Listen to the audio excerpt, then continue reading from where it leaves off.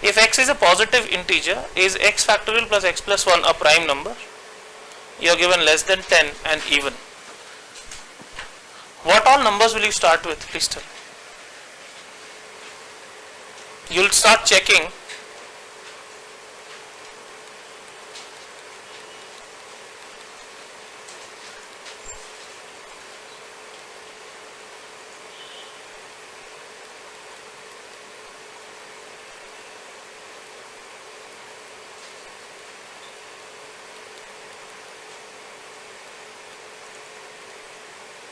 So 1 is not sufficient, because at 1 I get prime, at 2 I get prime, at 3 I get not prime. So it is not a confirmed answer. If I look at x is even, I will start with x is equal to 2. So 2 plus 2 plus 1. X is equal to 4. 4 factorial is 24 plus 4 plus 1. 29, which is prime, and so on. Which statement do you think will be enough? How do you decide that? How do we decide that? I should take more values. So x equal to 6. 6 factorial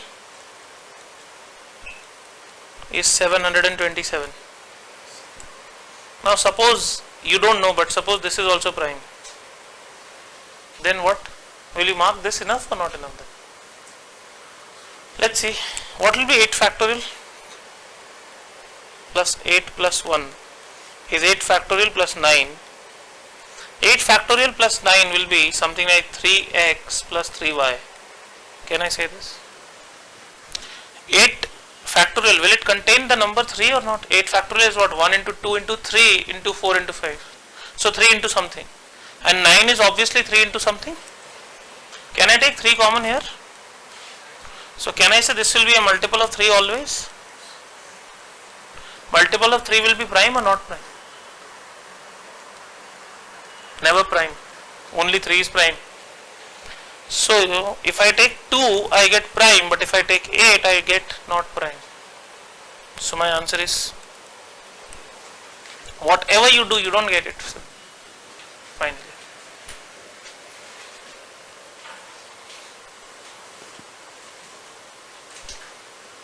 If you are not following something, please tell me, I will explain it again.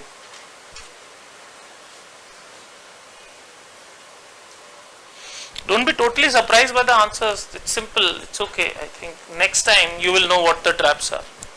But data sufficiency is full of traps these days. Full of traps. Okay, can I say, looking at first and second statements combined, what are my two boundary values? Combine the first statement and second statement. What are my boundary values? 2 and 8. I should not check all the values actually. I should just check 2 and 8. That's it. I will get contradiction. That's enough. If at 2 it is prime and at 8 it is not prime, can I say everything is done then? It's tried whatever I could have tried, but I am still not getting it. So that's how I should go about it clearly. So 9th was D and 10th will be which one? E.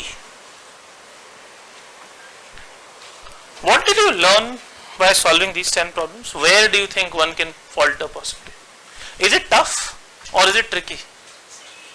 It's not tough. Right? At least that feeling you have that it is not so difficult that I am staring at the problem but I don't know what to do. All of us are into the problem. We are solving it, getting the answer.